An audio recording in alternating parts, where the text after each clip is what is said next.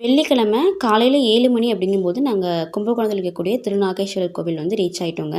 வெளியில் வந்து சாமிக்கு தேவையான பூ மாலையெல்லாம் வாங்கிட்டு கோவிலுக்குள்ளே வந்தாச்சு. மார்னிங் வியூ பார்க்குறக்கு அவ்வளோ அழகாக இருந்துச்சு. இந்த கோவிலுக்கு மெயினாக யாரெல்லாம் வருவாங்கன்னா, ராகதோஷம் செவ்வாய் தோஷம் இருக்கக்கூடியவங்களாம் வருவாங்க. இங்கே வந்து பரிகாரங்கள் பால் அபிஷேகம்லாம் பார்க்கும்போது அதெல்லாம் நிவர்த்தியாகும் அப்படின்னு சொல்லிட்டு ஒரு ஐதீகம் மாதிரி. ஸோ வெள்ளிக்கிழமை 10:30 to 12 ராகு நேரம் இல்லைங்களா, அப்போ வந்து ராகு பகவானுக்கு வந்து பூஜை நடந்துச்சுங்க.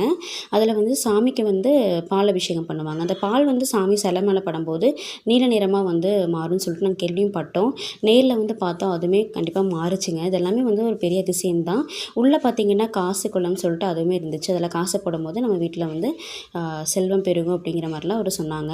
ஸோ இதெல்லாம் ஒரு பெரிய ஆச்சரியமெல்லாம் இருந்துச்சு. எல்லாம் பார்த்துட்டு சாமியெல்லாம் கும்பிட்டுட்டு மதியானம் லஞ்ச் நல்லா ஹோட்டலில் சாப்பிட்டுட்டு திருப்பி ஒரு 4 மணிக்கு ஈவினிங் ட்ரெயின் ஏறி நைட்டு ஒரு 7:45 அப்படிங்கிறப்போ ஈரோடு ரீச் ஆகிட்டோங்க.